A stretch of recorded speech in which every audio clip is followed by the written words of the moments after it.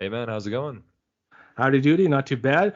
Uh, there was a big spider in my room the Yeah, other day, and you needless were to say, I telling me. freaked out. And Nope, you yeah, don't do well with spiders. That's true. well, Most when, people when I don't, but I I really, I know you don't at I used all. my So 40-pound weight to kill it, and yeah. the crunch it made, you could probably hear from the other side of the football field if it was silent. It freaked me out, and I had a tough time falling asleep. So Wow. that was my day yesterday. Hmm. Yeah, mine was not as eventful as yours was, but it is what it is. But welcome back everyone to Bite My Shiny Metal Cast, season 3, episode 3, the Cryonic Woman. I believe this is is it a name parody, I guess, of the Bionic Man or the Bionic Woman or something? I think there was a movie called or a TV series called The Bionic Woman. There definitely was a Yeah, Bionic Man. it was a Bionic Man, right? So the Cryonic Woman, obviously, to do with freezing and everything. If you don't know, cryo means ice. But Cryogenis, yeah, yeah. we get through here. The opening caption is not suitable for, or sorry, not a substitute for human interaction. I still used it Uh, that way. oh man, this when I read this caption, I'm like, oh man, we could really use this these days. Yeah, I think Just that should put be that put in a on lot of every social places. media, Facebook, Yep, MySpace. yep. Oh crap, what was that stupid one that like was like the tagline for that one's like because your mom doesn't use this or your mom uses Facebook. It started with like an N, like Nexus or something like that. Oh Jesus, I have no idea. But yeah, It was a name long time name ago. yeah, name of social media. It's probably went Twitter, away. X, whatever you want to call it. Right. This should be above X, it, yeah. Google Circles, like all of these things, right? Oh Like they God, should have. Google Do you remember Circle. that? I Oh know. yeah, yeah. You Oh. had to have a Google Circle account to make a YouTube account, and I think that's how I had my personal YouTube account was made because of that. Oh really? Oh, I Yeah, don't remember that. because you But you had to any have it for that. But yeah, just sure. social media, guys.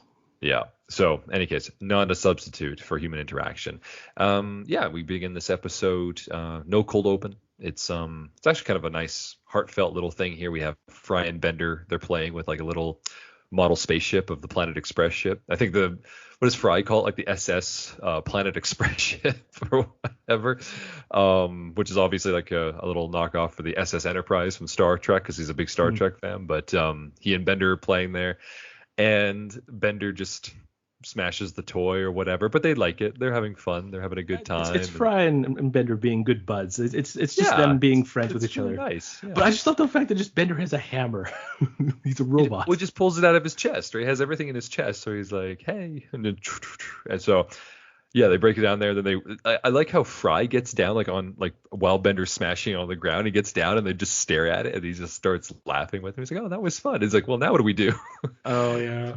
But yeah, they look over and it turns out that The so keys are obviously, still of in the course, they're ignition. working, but the keys are in the ignition of the ship, and the ship is decked in the Planet Express headquarters, and everybody's working today. So There's a little segment here because yeah, Leela's she's cleaning out her mug, which says "Universe's #1 space one pilot," space. and then when she puts it Yes, down to another mug, which says "Universe's," there's a big number 4,307,679th 97th, delivery sorry, delivery boy. So delivery boy, right? Yep.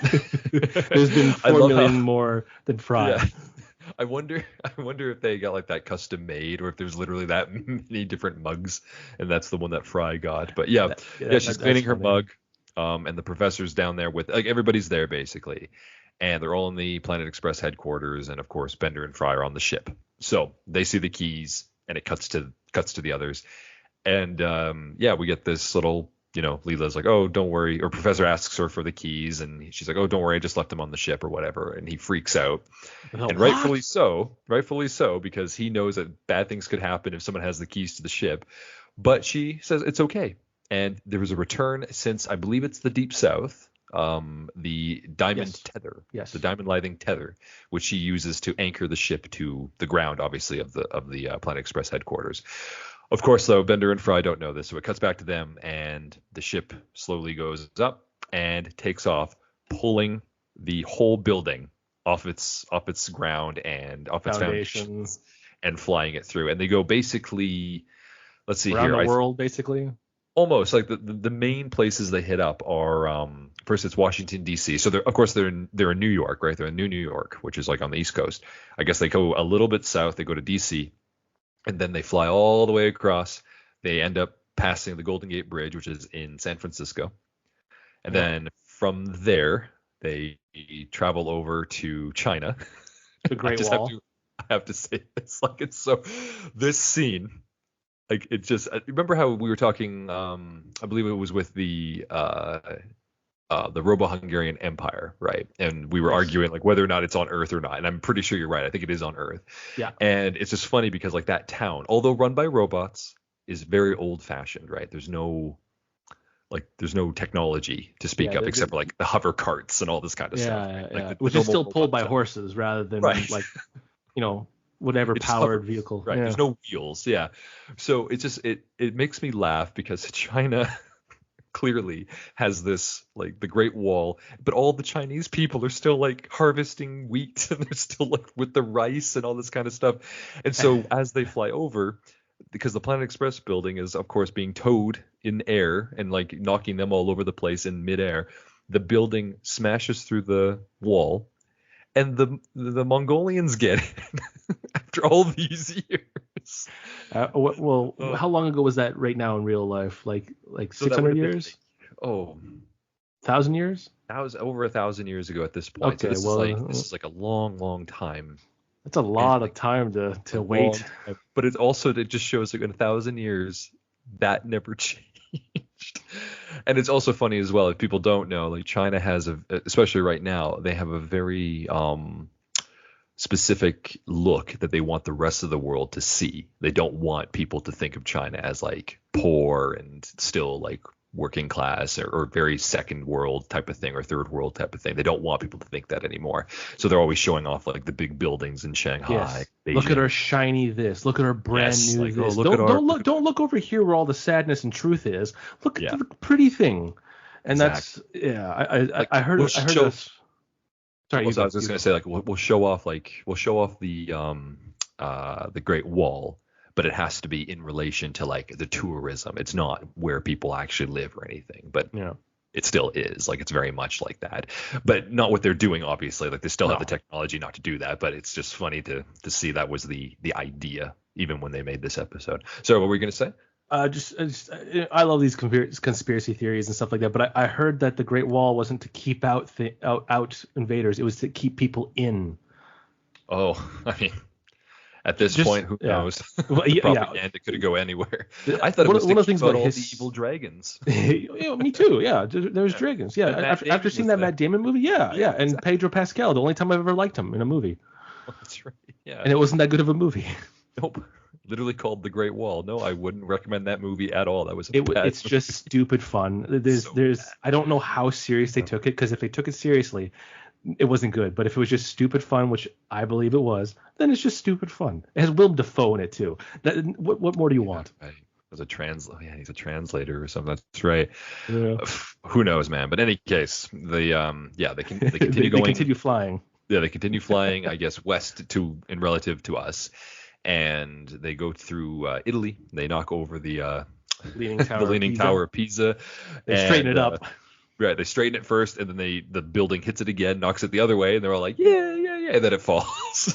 So they destroy another monument. Any case, they fly all the way back, and then they land very neatly. I have to admit, they land it very neatly back as the foundation and everything, like with the building, and then the ship lands, and they're like, okay, great, nobody will ever know, and they all know, obviously, and the professor takes them aside and says like, listen, like this, like I've had it with you three and all this stuff. And of course Leela's like, I didn't do anything. He's like, well, obviously you did something. You left the keys and all this. So in the end, he gets Hermes to fire them, and they get kicked out of the Planet Express. He didn't fire them. He got Hermes to fire them. That's what I mean. Yeah, he's like, I'm not that cold-hearted. So he whispers to Hermes, and Hermes like, you're all fired, like straight up, like no issue. Here's my issue with this, and mind you, it's a cartoon. It doesn't really have to imitate real life or whatever. Yeah. The diamond, what's it called? The tether, the diamond tether. Diamond line and tether. Yeah. Yeah. That they have is just to like an iron bracket in the wall. That would break off with a good chunk of the wall before it would take the entire thing. But sure. I just find it funny just because it's like, yeah, and then of course they could make something just to counter that. It's like, oh, a diamond tether connected everything, so that way it was so structurally strong that it just had to take the whole building. Blah blah blah blah. But then the ship would have probably ripped apart, right? Because or that, yeah, exactly. Yeah. On either end, it would just take off the ring that it's attached to. Because I've seen that happen, not with something like this, but just like, you know, like a truck pulling something. The rope didn't snap, but the other bits did. The connecting bits to the truck or to the thing, whatever you're pulling.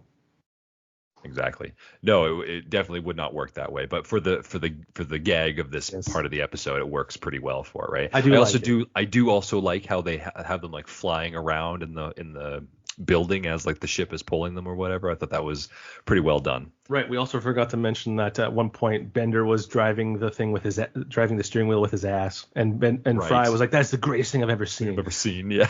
There's little snippets like that in this particular episode that I do like. So I don't know who wrote this, but I think that there was a little more like, here's an overall story. We need to put snippets in it to fill the time. So. Yeah. Remember, I was saying that beforehand. Like the Fox run, the original run of the show, has a lot more just thrown in random jokes. Yeah, basically that's their version of like the Family Guy cutaway, right? It's just these little snippets of jokes and stuff like that, visual gags, one-liners kind of thing. That's what this feels like. Yeah. Well, and I love those. I love them. Yeah, me too, because that kind of adds to the humor of the episode, right? You're like, oh, yes. that one line that Zoidberg said or Hermes said or whatever kind of makes the episode for you. It's like, oh, that's really good. Like this next bit here, right? Driving the ship and everything. Yes, and so as I was just about to say, so like the three of them get fired and they're leaving, and then Zoidberg is like, bye friends, and then as soon as he does, because the wall's ripped down, so as soon as the door closes, and they see, and they're like. You hear Zoidberg say like, "Oh, good riddance to them. Now everybody will talk to Zoidberg," and they're like, "Yes, let's talk to Zoidberg." I don't know. This is exactly. I think I've used this a couple times in my life. Oh, you know. So that's a great line. That's that's a very one-off thing. Like we don't exactly. Really it's a one little bit there to fill in. It doesn't add to the story. It's just a character moment. So the three of them leave, obviously, and they're in the I guess. The Central Park, I guess they're hanging out in Central Park, and they're like kind of like, oh, what are we gonna do? Like we need this or to do this, and Leela actually brings up like, well, we're gonna get jobs, and she returns the concept that hasn't been seen since I believe the first episode 1. Yeah, like we haven't seen this in a long time. The career chips, which have been, they're reintroduced. So she has both of theirs rather from beforehand, because remember they got them replaced by the professor's previous crew. The previous crew, not the original crew. That's another group of people, but the previous, which hasn't been mentioned yet. Yeah, exactly. So the previous crew there. So I guess they actually got their earlier career chips maybe removed when the professor fired them. Never actually seen, but whatever the case, they have these old ones. So Leela basically pierces their hands for their career chips, but unbeknownst to her. What I think about this scene is why would she just have that in her backpack, like the actual applicator? Oh, the thing for it? I think she. That's a good question. Well, we know that she used to work at the cryogenics lab, and that was her job, right? So maybe she had it when she was chasing Fry, because if you recall, she never went back because her boss, when they had the card, they did talk about this later. Right? He's like, I have to fire you. You're more than an hour or more than a year late for work or whatever, right? So maybe she had all that equipment already and just kept it in her locker. And then when they got fired, she cleaned out the locker. Hence why she has the backpack. Oh, and then, what's the term here? Just like don't think about it too hard. What's the actual term? Like self-belief, unbelief? Oh, to not think something. Like don't think too hard about it. Oh, suspension of disbelief is what you're thinking. Thank you. Suspension of disbelief. Yeah. It's just one of those things. Yeah. Like we could talk about this and stuff like that all the time. Like until you asked that question, I didn't really think about why does she have that? But that would be right off the top of my head. This is why you need two people to talk about things, because one person might have a completely out there idea. And I didn't break you with that one, but I definitely made you think like, oh yeah, why does she have that? Well, but I'm glad you did, because I'm just like, oh, that's probably what happened, because she she never went back to her original job, and she probably just kept the equipment because Leela steals things, I guess. She does have a little bit of a dark side to her, as we've seen with her karate and beating the crap out of fall down people. Yeah. She's not one to not be petty, right? She definitely. Yeah, but she's such a good person too. Like she tries. Yeah. In the next episode, like one thing that has been mentioned on Reddit that I love is that every time she's reading a book, it's always like the adventures of the strong-willed little cute bunny rabbit or something along the lines of that. But because she's such a sweet person, but she has a dark side. Yes. Of stealing tough, office but equipment. She's very emotional, but she's super tough. This is kind of like what Leela does, right? But in any case, she puts the chips in, and she doesn't know that they're switched at this point. So they go to the. Yeah. I guess at this point, Fry and Bender just kind of tag along with her, so she's going to get her job first. This is their understanding. So she's there, and we have the return of her former boss. I'm trying to remember, was he named? I'm missing his name, maybe. It's an Indian guy, so it's probably some Indian gentleman. Yeah. Whatever the case, he's there, and I believe it's the same voice. And so he's there, and he's like, okay, yeah, we can get your job back or whatever, but need to verify your career chip. He also does make a joke about like the posters, like the I hate like monkey hates Mondays or something. Monkey lives for the weekends or something. But in any case, he verifies her chip, but it turns out it's a delivery person. It's a delivery job, so she can't take the position back, but Fry does, and Fry gets the cryogenics one. And then somehow Bender's has like the Prime Minister of Norway's arm. So he uses his arm as his chip, and he just welcomes it in because he's like a high official arm or whatever. So Bender gets a job no matter what. So yeah, Fry and Bender start working there, and Leela has to go get a different job, so she doesn't stay with them. Yeah, I guess we get this whole thing with Fry and Bender working at the cryo lab. There's actually a lot of fun things here. So we're reintroduced to Terry as well, the greetings to the world of tomorrow guy. What a great way to bring to the future too. I don't know how that's much. what he says. He's like, you got to do it. He's like, please, I was frozen. I can tell people what they want to hear. And he's like, bathrooms that way. Yeah. So and right here, what happens next when he's talking to this guy? You have a problem with this because one of the more recent episodes, the Santa Christmas one, they've already established with this one, because he's like, well, I thought time was cyclical, so I thought I could meet William Shakespeare and all the other great writers and scientists of all time. Like, I wanted to meet William Shakespeare, so I thought time was cyclical. And then Fry clearly says, nope, straight line. And Fry would have heard that probably from one of the smartest people in the universe at that time, the professor. The professor, right? Or if he ever thought about it. Or I'm surprised Fry's like, I never thought about that way. But no, he literally just states, nope, straight line.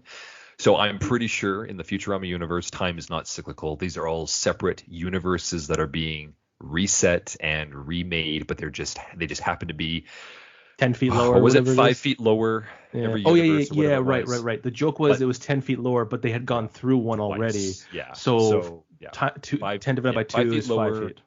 5 feet lower, but the universe exists in the exact same, and the same occurrences and events happen in the exact same way because of how the universe is going to be formed and all this kind of stuff. Yeah, it's very strange. It's not a circle where it starts over again. It's just the next thing happens, and it just happens to have similar things happen. One of my favorite quotes. I don't know where I got this from, but I love this quote because people would always say, history repeats itself. The one I've heard and one I like is history doesn't always repeat itself, but it often rhymes. And I love that because very similar. A war happened 100 years ago, World War I, World War II kind of thing, right? And if it does happen again, but not quite the same thing, that's kind of like a rhyme. Yeah, well, if you have like let's say 100-year difference, right? Then you'd have like under the same circumstances, but they're not the same time, obviously. Like different people, different groups, different all this stuff, but they happen with the same events, same issues are happening. Then they have yet another war. That would be the rhyming situation, right? It's not repeating. It's just like another thing. So yeah, it's weird how that works. But in any case, with that guy, we are given the straight from the horse's mouth. Like Fry literally says, no, straight line. So I'm going to stick to that. I don't care who says it's cyclical. I'm pretty sure it's not. Yeah, I'm on your team with this one, where it's just a straight line. You can't. But the thing is, just, we'll talk about the episode later when we get to it. When we get to way down the road. Yeah, we'll get to that episode. But there's another joke. There's another joke here that I love because again, this episode just seems to be like full of jokes rather than story, which is fine. I love that. Especially during the second portion of this episode because it's just them being in the cryo lab, right? But what's this other joke? Yeah. Well, he's talking to the time guy, and he's like, we're waiting for the probulator to work, and then Fry's looking at a machine, and you hear a ding, and you hear the guy go, "Oh, that wasn't that bad." Well, he says ding. He's like, "Oh, that wasn't so bad." He's like, "Oh, it hasn't started yet," and then it starts. It's like, ding. And then he screams, and then he's like, "Oh, almost hasn't almost started done yet." And then you just hear the screaming. Actually, whoever voiced that, and David Herman, we get to him as well. Like the screaming of all these characters is actually pretty well done off screen. I like that. But yeah, and then Meanwhile, Bender is like having fun as he's awakening people from the cryogenic slab, and he's scaring them into thinking that the universe or the future is like horrible. So he scares this old man half to death. And he uses like a fly mask, and then he pretends to be like an evil robot trying to kill all humans, and then he has like a gorilla mask, and it's just man, gorilla leader. Yeah, Og or something, in which the professor then later talks to. But yeah, so in any case, they have a lot of good fun. And we're also, we see that Leela is coming in, and she's got a job as a pizza delivery person. Well, she's just supposed to work as a delivery person, just happens to be pizza. Delivery. Yes. So that was the one that she could get, I guess. But what's funny here is that we also get a callback to the first episode, Icy Weiner, as Fry and Bender have made the joke because she's like, I'm looking for Icy Weiner or whatever. They bring it in, and then the pizza box starts insulting everyone because like they're refusing to pay because it's only because they said on over 30 minutes it's free, and it's like I've got 35 minutes or something like that, and then the box says it's only been 12 minutes, you a fool. Yeah, you stupid. Yeah, I also like too. It's the same cryogenic lab that Fry got called to, so it's just a double callback. It is, yes, and no pun intended, a call back, right? Yeah, because he made the call. Yes, so with all that happening, he then's like, okay, I love this job, and we're gonna open up a new one or whatever, and he finds, I think there's also a small. So at first they have like a little tube of like a guy who's clearly like in some kind of war.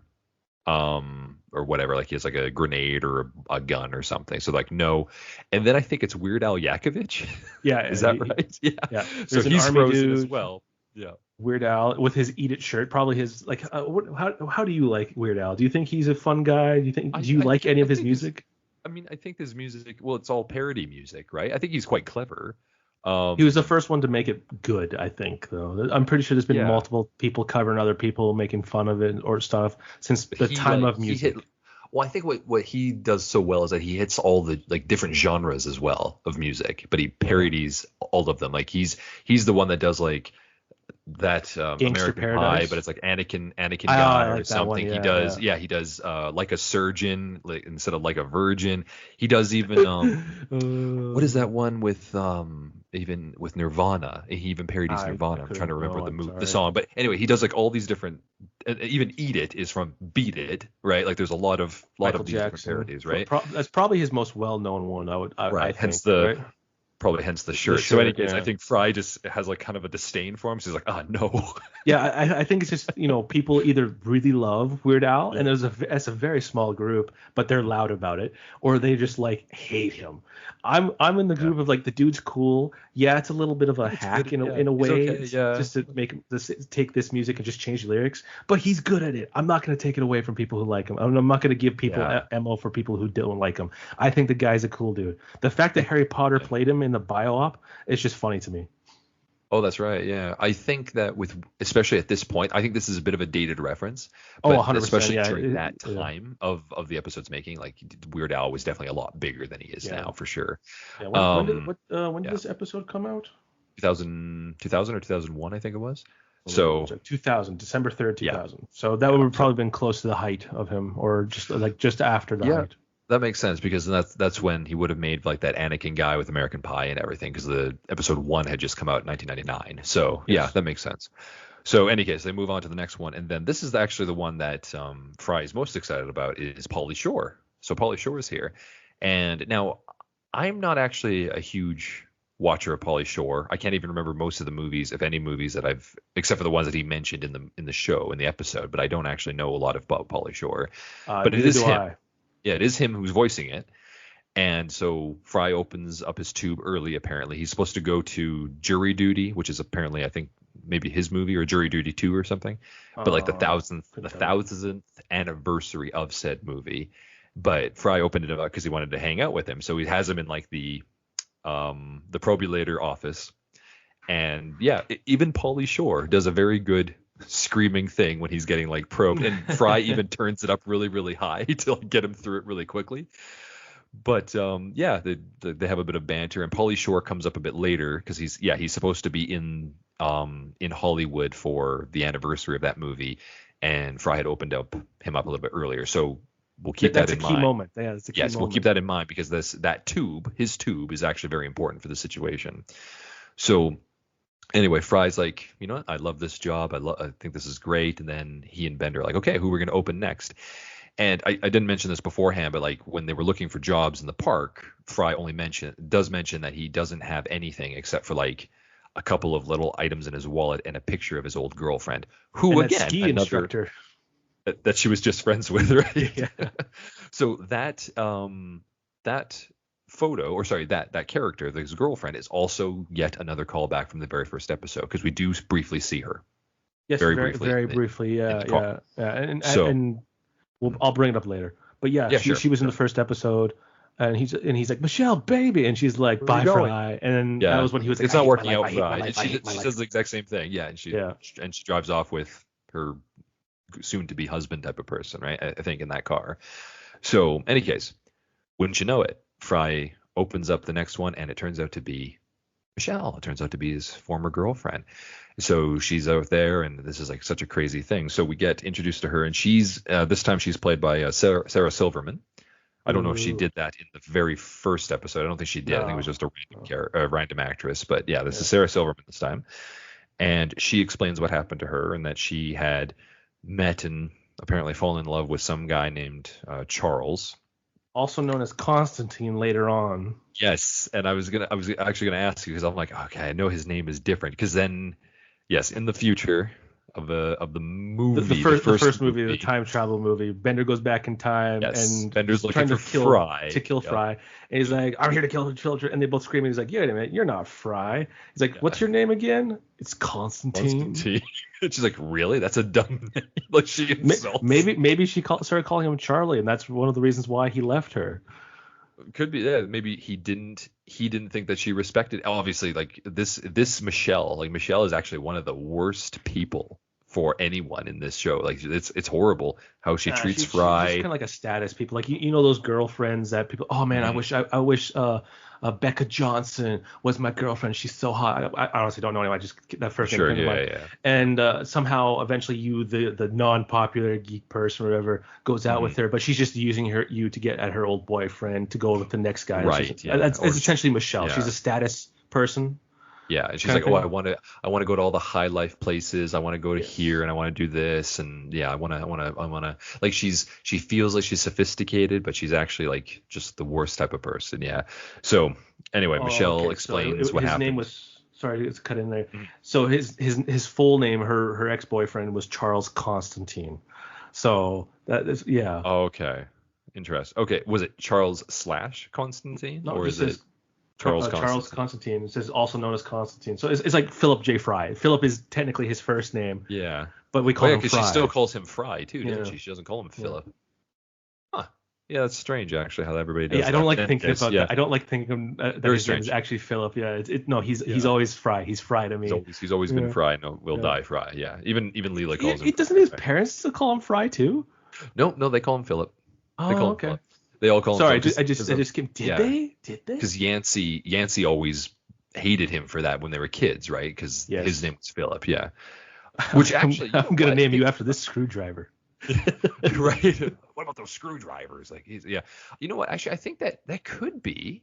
I mean, they never explained this in the series, but that could be why Philip Fry goes by Fry, because he doesn't want Yancey to keep on like hating him for his first name. So maybe he tries just to use a different name. Maybe. So it just goes by Fry. Yeah. Maybe that's why. Huh. Interesting. Well, so there are some people, not necessarily us. I've never heard you call anyone by their last name or something like that, but just some people just call people by their last name. Yeah. Yeah. I do have friends who do call each other by their last names, but it's not like it was just something they had through high school or something, but it's not like something that's necessary, right? They just do.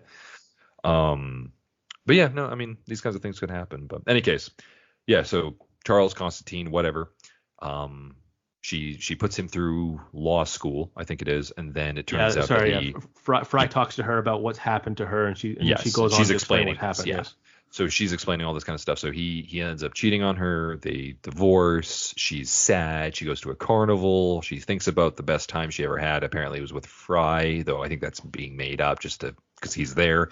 Yeah. But then she ends up wanting to get freeze herself essentially to get a fresh start. So apparently this was a well-known thing, which we actually kind of learned about the cryogenics tubes, but maybe you had to be well connected in order to do so because she had money, she had like that kind of lifestyle. So maybe that's the only way she knew, but nobody knew, as she tells Fry, nobody knew where Fry went and nobody went looking for him, which is sad for him. Well, no, it's because his parents didn't want to waste taxpayers' dollars to get the government to look for Fry, which I find hilarious because they hate the government and as a person that's more on the conservative side of things, it's like, why are you wasting tax dollars doing this? But if it was my own kid, I think I'd want that. Well, we also know in the future that's I think, again, this is kind of like retroactive because at the time of this episode being made or whatever, what happens in the future episodes was made afterwards, obviously. Yes. But we can take this as Michelle like kind of playing Fry a little bit to show that like, oh hey, like the only person who cared about you was me, like I want you to be with me type of thing because I want you to take care of me. This is Michelle. Crazy. She's really like using Fry in this moment. She's manipulating him. There's the word. Yep. But in the future, we actually see Fry's family and everything saying, like, especially with the one with the luck of the Fryish, which we'll get to the season. Oh yeah. Like we see that like with Yancey and everyone, like they were like, oh, like your brother disappeared, but like his stuff didn't. But like when we went looking for him, like they mention this, and then even in the more future, because Fry also makes a mention of like, oh, that's why they kept me out of school because it was a waste of taxpayer money. But he went to school. He dropped out. He dropped out, didn't he? Well, that was university, but like taxpayer money paying for like public schooling. But he went to school when he was a kid because he went in and he joined that the astronaut thing when he was going to send his guinea pig into space. Right. But in any case, that was school's 12 years, right? It's K to 12. That's 13 years of school, right? Yeah, but the only way he could have gone to even to Coney Island College, he still had to finish high school, I think, right? So he could have technically not have gone to kindergarten or grade 1 or 2, and they're just like, fine, we have to put this kid in school, or it could have been later on in life. Who knows? Maybe. Again, it's one of those. Yeah. What was that word I asked you? What was that phrase I asked you to do? Subject to disbelief. Suspension of disbelief. Yeah. Suspension of disbelief. I need to put that on a post-it on my wall because you need that in the show sometimes. Yeah. Yes, the phrase has been on my mind for a little while because like every time like I like to overanalyze things. It's just like, does this logically work? And like, no, it doesn't. Okay, well then I'll just be what's the phrase again? Suspension of disbelief. All right. I'm going to title the episode that, you idiot. No, I won't. But I will use it in something. But in any case, we have afterwards when so Fry and Michelle essentially get back together because she manipulates him enough to like take her back and everything. And Fry kind of shows her around New York. So he has her on like this little hover scooter thing, which is pretty cool. And they make jokes about cockroaches and all this kind of stuff. What's that? You think it would be cool because you had a scooter. I'd still have a scooter, but I had a bike, but it would be a lot of fun. I love those things, man. They're fun. Yeah. But yeah, so they go there and they go to, I think you probably got a kick out of this. So they went to an art museum, I guess the Met, where art is no longer on walls. Apparently it's also now tattooed on fat guys. And Sal makes a brief appearance as like, I like it because it's called the Museum of Modern Art, and they decided to add like a little like when you forget a word where you're writing it, and so you do like a little teeny tiny arrow that points up, and then you put a word that's supposed to go in between those two words. Yeah, right. So they did that. It's the Museum of Modern Art. What they put really in front of modern. Really modern art. Yeah, and I love it too because they also have a sign. Nice. It's called MOMA, but they also did a little indentation with the R, so it's MO little R MA. So Museum of Really Modern Really Art. modern art. Oh, I like that. I like that. Yeah, it's I like that. Nice. But yeah, like, So I don't recognize any of these paintings, to be honest. Like I took art history like 2009 or 10. I recognize the paintings, but I couldn't tell you anything about them. Yeah, I've seen them before. They're fairly well known. Yeah, I fairly think recognizable. you and I discussed this, and I think I looked this up after the episode. This was like the one where Fry got $1 billion, right? Yeah, So yeah. the painting that we see on oh shoot, what's this guy's name? Sal is the same painting he had in his apartment when he had $1 billion, and Okay. yeah, it's just someone must have had an obsession with that painting to use it twice so far in a few seasons. Or maybe it's just because it's so well Iconic. recognized that they just use it. Yeah, because they also had the Mona Lisa and they had some other ones during that time when he's like blowing famous paintings up because he was so rich. Yeah. So yeah, I think I probably would say the what Mona happened. Lisa is probably one of the most well recognized ones. That has got to be the most recognized painting of all time. That or like the 16th Chapel or something like God and Adam. Like that's got to be one of the most recognized. That one's a really big one. I love that one. A lot of thought went into that one. Mm-hmm. So this is my favorite one of their little montage of like checking out New York, but like when they're having a carriage ride in Central Park, and so you have the carriage driver in front and everything's on screen or in view, and he whips the horse and the horse goes. Then there's another carriage driver behind the carriage driver that's like an alien, and it whips the carriage driver, and he goes ow, ow, ow, ow, like a horse. It is pretty funny. Yeah, I loved that. I thought that whoever. Maybe it was David. I honestly don't know who it was, but I thought that was a great just sound effect. I thought that was hilarious.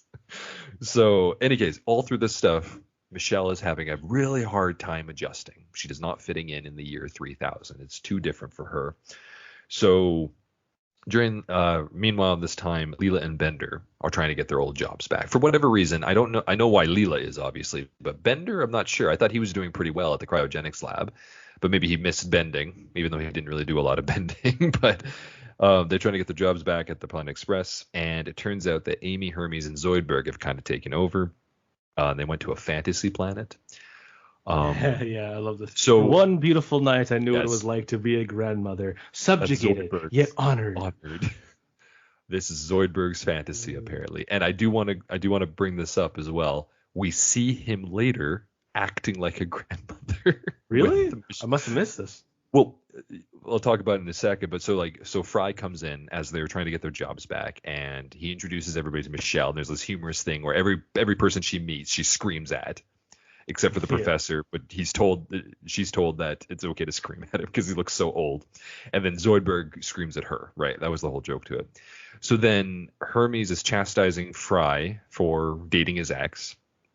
And then meanwhile, just in this time, Amy, Leela, and Zoidberg are all with Michelle. And she's talking about how it's hard for her to fit in and all this kind of stuff, but it's so easy for Fry.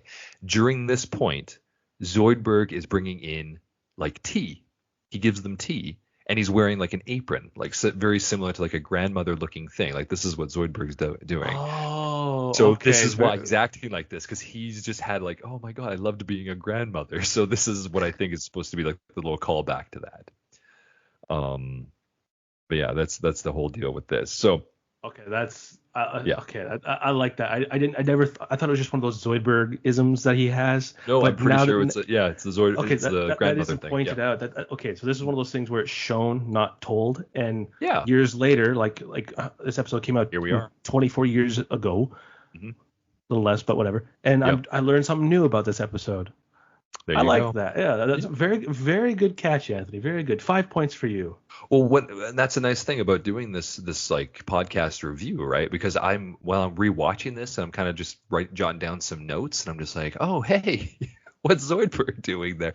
And like even on our last episode, War is the H word, I went back and I'm like, wait, is Zoidberg not with the group when they're sending off Fry and Bender? And he's not. Like it actually plays into this, right? So I find in these first few episodes, Zoidberg's having a lot of just these random adventures. Do you know what I mean? Like he's kind of just he's kind of he's like I don't want to call it a joke character, but he's very much like they don't quite have a storyline written for Zoidberg. He's just there. But since he's like such a fan favorite, he just kind of has these random things, and he just kind of makes it. Yeah.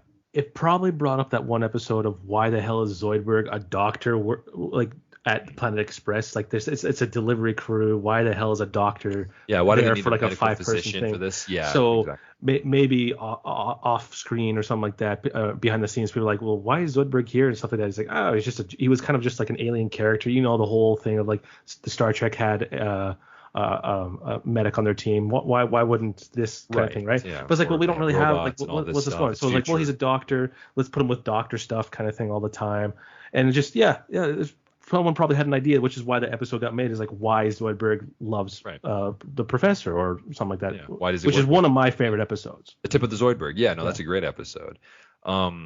Yeah, no, I like that Zoidberg is still part of the crew, but it's just strange to see because he doesn't do much. Same with Amy, I guess. Like both of them don't really do much that you can see, except they do have actual jobs with it. Well, we all know why Amy's there is because she's the same blood type and organ type. Right, but she is also his student technically, right? But in any case, so yeah. Yeah, right. She's an intern, yeah. Yeah, she's an intern with him, so. For 50 years, whatever. Yeah. So it turns out Michelle hates the future, or at least the year 3000. And she's telling Fry, and she's like, I don't fit in here. She talks about like a vanishing cream that just always makes her vanish or whatever. And then she doesn't have a job. So Fry is offering to give her a job with the chip, right? But she says, nope, I don't want this. I want nothing to do with this. Let's start over, Fry. And Fry is saying like, well, that seems kind of like a big deal and all this kind of stuff. And she chastises him for like thinking for himself. Like, oh, she's such a good manipulator. And poor Fry. And he has to deal with all this stuff. He did also make mention of like, she used to be demanding and possessive in the past, but now she just wants to hang out and do things all the time and be with me all the time. Yeah. Right. That's one of the sad things about being a guy. It's just like if a girl hangs out with you, you kind of just like, yay, it's something. I got someone to do this. And then if you take a step back, you're like, she doesn't treat me very well. Especially if you're like a friend, if you're a friend of that guy and you see that relationship. And you're like, what's that called? I want to be supportive, but yeah, a lot of. I think from the outside, and this is a relatively new term, I think, like maybe a decade old, situationship, where I think they did this in How I Met Your Mother when he loved, I think it was Carrie Underwood who was the teacup pig episode. Where they're on the hook. They were on the hook. He kept on the hook kind of thing. Right? On the hook. Yeah. Okay. Yeah. Because similar to this. It's just one of those things that happens, and I think it happened to me, not necessarily a girlfriend, but just something that could have been way back in like junior high or something like that. So I've been hurt before. Yes. It sucks. It sucks. Friends. And I've seen people do it for longer than that, like marriages almost. Kind of thing, right? Okay. Yeah. I've seen relationships like that a little bit. Like they'll do. It's basically like the simping for it, right? Like you're on the hook forever. So I think this is slightly different. It's just like this is the girlfriend I would needs agree. Needs to be with you all the time. They don't trust you. They don't trust what they're doing. They're self-conscious. I don't get all that this one kind of from stuff. her, but it's similar. It's not quite that, but it's a mixture of both, I would say. Yeah. So either way, she's a terrible person, and I love the line that she says here, like, stop analyzing with your relentless logic. Yeah. If Fry's ever been logical, but here it is. He's like, oh, you know what? That actually doesn't sound like a good idea. Oh, you always have to question everything. Like, like, wow, okay. So she convinces him to go to the future. Exactly. Even more in the future. So they get into a tube, right? Just a tube in the side, and it turns, quote unquote, like whatever time in the future that they go, and it awakens the next day, and they're in a deserted wasteland. I love this so much. By themselves. Okay, and so I want to talk about this. So when I was making the title card for this one. The title card, sure, yeah. I told Anthony this beforehand just because me personally, I couldn't remember how this episode went, and I've watched Futurama probably like full way through, probably 6 times maybe, a lot. I've watched a lot because I love the show. I forgot how this episode ended. I just remember that she woke up, they kind of friends, and she ran away with Pauly Shore at the end. Right. But for some reason in my mind, I was like, I'm going to the title card and everything. Yeah, I'm going to do when this is from a different episode, which is in the same season. When Leela and Fry are trying to get to the movie premiere of Zoidberg's uncle. So I'm like, so they're underground, and when they're going through the tower, they see the skeleton. I want us to be next to the skeleton. And then I watched this episode while I was planning this out. I'm going, wait a minute, that doesn't happen in this episode. Wrong episode. So overall, this episode was very forgettable to me because there wasn't anything that hooked me. And the most hooked thing on this episode that I would say that captured me is just it had a celebrity in it that I don't know. So Sure. that's as much effort it was for me to remember. And Right. I think you and I agree that this is, I know we're getting ahead of like our overall thing, but this is probably one of the weakest episodes of this season. And me personally, I think it's probably one of the weakest episodes of the first 5 seasons. Yes, I think this episode is, yeah, we are getting a bit ahead of ourselves, but I will say, like, I think this episode is, because of what this season has, especially with all the episodes in this season, this is definitely one of the weaker ones. It's not bad, obviously. Like, there's some really good lines, and this story is really love good. The jokes. And I do love, I love, honestly, I love Fry in this episode. He might be my MVP. I'll have to get to the end, but whatever the case, I think that, yeah, you're right. And I think the one that you just mentioned with Tip of the Zoidberg, you and I also, or not Tip of the Zoidberg, sorry, that's Lobster Entertainment. Yeah. I think that one is probably weaker than this one, but also not horrible. There's some really good lines in that episode. I like the one because it has Zoidberg, and Zoidberg's kind of the main driving force of that episode. Yeah. So that's probably why there's a lot of good. There's a lot of good lines in that episode as well. When we get to that, we'll talk about it more. But you're right. It is kind of strange because at the very end it takes it a completely different turn from what it was. Like it's not a 180, but it's a very different. It kind of stopped where it was going and went a different way. Yeah. But so once I got to here and when they're in the desert wasteland, I was like, oh crap. This isn't the episode I thought it was. So I had to stop. What do we do? Right. Yeah, I had to stop. And I had like an idea, and like I just kind of placed things. I didn't draw anything at this point. But I was like, oh crap, that's not this episode. Oh shoot, because they wake up in the middle of nowhere here, and then they think it's in the year 4000. Yeah, and Michelle's like, you need to be a man here and make us a settlement. Build us a shelter. Build us a shelter. Yeah. And he's like, at least I can make a nice place to live. And he's just like digging a hole. He just digs a hole. And she's like, it's not a very deep hole. Well, that's because I'm standing on a raccoon. Whatever he says, standing on a gopher. Gopher. And so I'm like, you know what? I'll just use this idea. Me and Anthony are in the hole together, and then I'm like, I'd fall asleep. Heads. Yeah, it'd be me. I'd be the one to fall asleep. So, and I know Anthony wouldn't like that because I know in real life I snore pretty bad, at least nowadays. But you and I we've been in tents and stuff like that. We've gone camping and stuff like that. Sure. Yeah, Anthony and I have slept together quite a lot. We know each other's sleeping schedules, and I'm definitely the quieter sleeper. Yeah. Yes, of course. Yeah. It's funny. Yeah. When the title card is up and everything, you can see it. And it's quite funny for that. I also do like when they're like walking around and everything. I do like the idea of like being in the desert in this kind of wasteland type of situation. But as they're in their hole, as Mitchell's mentioned, with like they're sleeping, or because like even though she hates like the fact that he dug a hole, she still gets into the hole and they still sleep. Like she's obviously not like opposed to being in this kind of situation. She just hates being in the situation, I suppose. Like she'll still do it. She's someone who likes to nag a lot. Yeah, exactly. And my favorite, like, how comfortable would it be? And like, we're both 6 feet tall. I'm taller, but we're both 6 feet tall. So sleeping standing up in a hole would not be comfortable. No, like your legs would buckle, and you'd be like, your knees would be. You couldn't buckle because if that we say it's like a 2-foot hole basically. Like like your legs would like give out. But they would like probably fall asleep and all this kind of stuff, and then your knees would be against the. Oh yeah, no, you'd be super uncomfortable unless you're like leaning against somebody. But even then, you're like, yeah, it's horrible. Yeah. So sleeping standing up is not fun. No. Horses do it. I don't know how horses do it. Oh, it's crazy. But as they're sleeping standing up in said hole, they get poked by sticks. And it turns out to be a bunch of like children, and they all have like guns and all this kind of stuff. So. They're under the belief that this is some kind of post-apocalyptic society run by children, and so they bring them to like their little headquarters area. And it's just a bunch of kids playing and doing all this kind of stuff. And there's like a chief, and his name is Butch, I believe. Yeah, Butch. And Butch's authority is basically just sitting there watching all these kids do kid stuff, like breaking things and jumping on beds and all this stuff. And Fry's like, you know what? I actually like this kid. Maybe I'll be happy to serve under him. To which then he's again chastised by Michelle for not being ambitious enough. Like nothing is ever good enough for her. She's like, you got to take over society. So Fry's like, oh, fine. If it makes you happy, I'll overthrow society or whatever.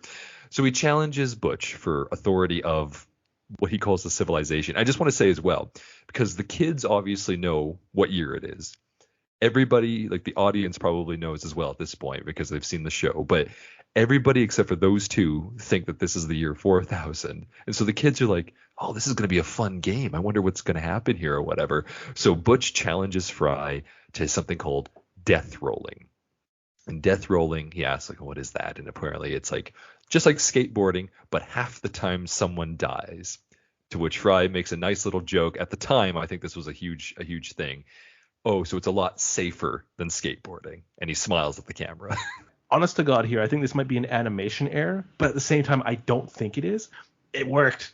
Yeah. So, but the thing is, I'm pretty sure it's definitely on purpose. It was definitely. Yeah, I think so too. Yeah, but just because I think at this point it was still drawn by hand, so someone put that in there. Well, it's definitely because like Fry is like he's looking at Butch when he's like, oh, so it's a lot safer than skateboarding. Closes his mouth, the teeth come out and smile, and then it closes again. I'm positive that was like a joke and the nod at the situation at the time when a lot of people were afraid of, or not afraid, but like they were just concerned with how many problems we're having with skateboarding. But in any case, I think it was most like any kind of like bike helmet needing sport at the time. Whatever, I remember my parents were like a little like, you need to wear a helmet, you need to wear a helmet, you need to wear a helmet. We're getting hurt a lot, right? Especially young kids. So which we would have been 10 around this time. So yeah. So at this time, we have Fry and Butch they're supposed to hold onto a bandana. Whoever lets go of said bandana first loses. But Butch has the death rolling board, which is like basically a skateboard with rockets on it, and then Fry has to be on an actual he has to be on an actual skateboard, and he's getting pulled by it, and Fry just gets like dragged through the streets and have this huge thing, and there's like people shooting at each other and all this stuff. It's like a really action-packed looking thing. Yeah, like Mad Max Apocalypse. Yeah, Mad Max Apocalypse world. And they get caught up when their bandana gets caught around this pole, and they twist around each other. I think this is actually a bit of an animation error. You can verify this. They get twisted around, but then the next scene, and all the kids come up to them because they haven't let go of the bandana, but the pole's gone. They just get up. I think that's a choice. It was probably like a choice because like basically the pole would have been right in front of us, and then it would be between us the camera, and them the characters. And the characters, right. I would say that the pole would be technically behind us, and like they just kind of they got. So did they like fell they would have walked around and like untied themselves and then fell down again? Yeah, I don't know. It's strange, but in any case. Yeah, not a big deal. It's just one of those things. I was like, oh, that's a continuity error. I think that was deliberately kind of a cheat, as they would call it, because they're also it was a fork in the road where there was a curb, right? The curb's not there either. Sure. That's true. Oh, that's true. That's true. It's a choice. It's a choice to do. But the next scene, when the kid goes like, it's cool, we're not hurt at all, and then he looks down at his knee, my knee, and he's like, I scraped my knee. And then Fry has this like little moment of like, oh, I'm so sorry, you poor little guy, and then he yanks it from him, and obviously like something like, not a manipulation there, but he's like he feigns sympathy, and he takes the bandana. He's like, yes, I'm the best, I'm the largest, I weigh the most, or whatever. To which then he's completely shut up by all of them aiming their guns at him again. Yeah, they pull up their guns. Yeah. So they take the bandana, but then. This is strange. A minivan pulls up, and this woman looks out the window. An armored minivan pulls up, and she said, "Come on, kids, you're late for Hebrew school." And it turns out to be Butch's mom, and all the kids are like, "Oh, I don't want to go to Hebrew school," and they just drive off. I love that that's what they call it. Like it's not like soccer practice or anything like this. It's Hebrew school. So Fry's like, "Well, this is super confusing." And then last time, Michelle chastises him for like, you're an idiot, you're a loser here, you're a loser now, or sorry, you're a loser in the year 2000, you're a loser in the year 4000. And he's like, well, at least in the year 3000, I was like, I felt like somebody, I felt better. And he quits. He's like, yeah, he's like, you know what? Right, yeah, several friends, low paying job, and a room in a robot's closet, or sorry, room in a robot's closet. I envied no man, and. She's like, we're going to have a long, hard talk about our relationship or whatever. And he's like, I'm leaving you. And he leaves her. Fry makes the decision and he leaves her in the year, quote unquote, 4000. So as he's walking through the wasteland and he's trying to find civilization and all this kind of stuff, and he ends up going to the place with these spotlights. And he makes it there and he falls, and he turns out he finds like, oh my God, footprints. But then as the camera, again, quote unquote camera, because it's animation, pulls out and the dust clears. and we get a whole bunch of these the Walk of Stars from Hollywood. It turns out that Fry is actually still in the year 3000, but he's in Los Angeles. And there's actually some fun things here. Did you notice some of these, like, so Clark Gable is the one that he finds, who's a real person, obviously. But then there's a few other famous celebrities from the Futurama universe that are part of there. So there's Calculon. Calculon's there. Slurms McKenzie is up there. It says Party On Dude, or Party On Dudes or something. And what was the other? Oh, Morbo. And Morbo's there too. So a lot of, like, the Futurama stars are also written into the cement, as it were. So in any case, as he's like, what is going on? Where am I? And he's at the Chinese theater. The Planet Express crew show up with the professor and everybody, and they all like, oh, there you are, Fry. We almost lost hope. And turns out Fry had gotten into Pauly Shore's tube, and that's the reason it only was he was only frozen for like 2 days. And they realized it wasn't Pauly Shore. They got rid of him and Michelle in some ditch, hence why they were in the middle of nowhere. They hawked it away.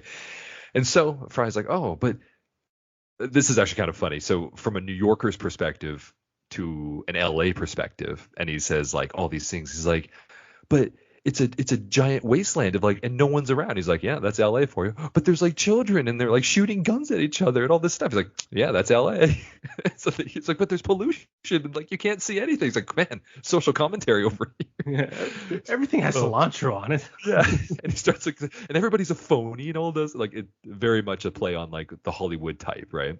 So that was kind of funny. And then last thing we see here basically is, or second last thing, I guess, is we see a car drive by just like the pilot, and it shows up and it opens the window and it's Michelle, but now she's with Pauly Shore. So Pauly Shore ended up with Michelle, and he makes a joke about something like Love and Lost or something, and they drive off into the probably distance. Some callback to a Pauly Shore thing. I think so. And he does this like or whatever sound he makes. Which is probably a Pauly Shore. Yeah, he did this at the beginning.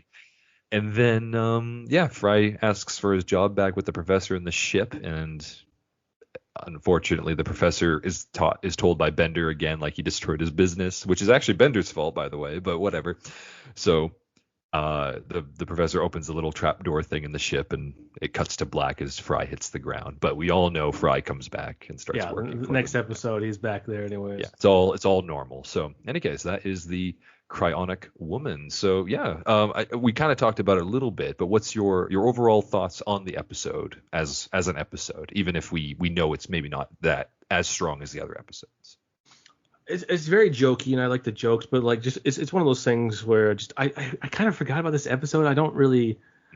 It's not memorable for me. Like, it's just because it's Pauly Shore, who I have no connection to at all. I looked up his IMDb while we were talking here. I'm like, I don't recognize anything of his that I would know him other than Futurama. Maybe a cameo in a TV show that I know happened, but I didn't know. Like, apparently he was on an episode of Married with Children, which, Leela's voice actor was a part of. Yeah, I didn't watch it either. Yeah, that definitely was before our time. Sure. And I honestly can't think of anything with Pauly Shore either. So I don't think he's not really doing much these days. I mean, there could be, like, a really good show he's in currently, and I don't watch it, or a movie that he was in recently. I think he was on Joe Rogan within the last 4 years or something like that. Again, honestly, who knows? Yeah, I honestly don't know. But in any case, you're right. Yeah, with Pauly Shore, he's a celebrity, but we don't know him. So if you are a fan of Pauly Shore, great. Good for you. Just unfortunately, we just don't know him as well. But in any case, he was big enough at the time to be in Futurama. Maybe not as expensive to be brought in. Maybe that's why. But whatever the case. But yeah, overall, I thought the episode it is funny. I think there's lots of jokes. I do love the death. What's it called? Death rolling thing. There's a little joke at the beginning of it, right before the takeoff, where Michelle is like, "My mother called you a loser a lot, so go out and prove her wrong." And then Fry turns away, kind of looks sad. Beth said that. Like apparently he got on with Beth so well. Michelle's mom. Yeah. I know. And it's actually kind of sad. Like, poor Fry, he gets, like, such a comedically, not like the recent series has done, but Fry gets a huge beating in this episode, but he comes out on top. Like, he comes out on top. He stands up for himself, and he actually has, like, a redeeming moment. Like, this is, it's poor Fry. Like, the whole episode, he's just being yelled at and insulted, and then he was like, oh yeah, like, my mom said you were a loser, and he's like, Beth said that. So Yeah, he'll probably be my MVP. But they're also during the death roll there, they go through a pipe, and for some reason Fry is scraping his head is getting sparks. Yeah. But it's getting sparks, and I don't know why, but I just thought that was so funny. Like like I said, this entire episode is kind of forgettable as a story point. Yeah. But their jokes in this are not, they're not A+, but they're definitely like, yeah, that was good. I'd listen or watch that again. Absolutely. So, I still think my favorite scene joke scene or whatever is in the carriage ride and the alien carriage rider hits the guy. I think that is hilarious. That is pretty funny. I love that sound. It's just showing how weird the future is, and like I love it too. Freaks out Michelle. Yeah, it's great. Was it Tristan or Andrew that brought up that in the future they still use old technology but in a futuristic way? Well, that's you and I, but I think it's Tristan brought up the surrealism of it, or like the absurdism of it. So yeah, no, it's like they still use cassettes, but they're like it's instead of being like a VHS, it's like a hologram thing. So it's just very funny. I think Oliver even mentioned that as well a couple episodes back. Like it's a very specific thing of the Futurama universe. They need to have that old looking thing. That's actually why their designs, like they have like these weird like collars and shoulder pads for their clothing in the future, because it looks like the retro futuristic look. Yeah, so, like, and why robots all have antennas. The antennas, right? Yeah. Makes you look science fiction-y, but actually exactly. But yeah, I think my MVP I think is also Fry. Yeah, I'm going to say Fry for me. Yeah, there's Fry is the main character of this episode, and but he's also the funniest. He's just great. He and Bender at the cryogenics lab is funny, even if it's just a bunch of random stuff. It's just funny. So the probulator, yeah. Oh, geez, what's the favorite joke? What's your favorite joke? My favorite joke in this episode? Oh man, I mean, yeah, the joke scene is the whipping one. Even having Zoidberg be for one brief moment, I felt meant to be a grandmother. Like, yeah, that's great. I do like. Oh, Beth said that. I do like that was pretty good. Like I've met friends' mothers and stuff like that, and fathers and stuff like that. Like, and it's like, oh man, Anthony, your dad's so cool, really? Because he called you a loser. He said that? My dad called you a loser. Oh, yeah. It's sad. It's sad to hear that. Yeah. What was your favorite overall joke then, do you think? Oh, jeez, I don't know. Like, there's a good ton of it. I'm gonna go with the Beth said that, and then the thing that happened right after that with Fry having his hair cause sparks in the pipe. His head is screeching. Yeah, there's a lot of good stuff in this one. Yeah. Yep, I get that. Oh, I also did like the standing on a gopher. That one, the throwaway word that's just like, it'd be deeper, but I'm standing on a gopher. Yeah, that was pretty just so silly. To be fair, I also did really like his little his rant about how it's like post-apocalyptic. The look of LA is basically post-apocalyptic New York or whatever. I did like his little rant about how phony it is. In any case, no, that's it. So that is the Cryonic Woman. So yeah, next time we'll be going for episode 4, of course, and this is episode that you and I adore. It'll be Parasites Lost, and we're going to get right into this, and it's very important for the series. I think it's our favorite episode, but funny enough, I think the next episode, according to the volumes, not the actual seasons, is one of my favorite episodes too. I think the first one I saw as well, the Amazon Woman in the Mood. Oh, interesting. So they're switched, eh? Okay. Yeah. They really that one will come in a couple of weeks. Yeah. But yes, the next one we see is what's it called again? Parasites Lost. Yes. That's the next one. Best one. That'll be for episode 4, and so join us then. Thanks again, Mitchell, and have yourself a great rest of your night. Yeah, you as well. Toodaloo.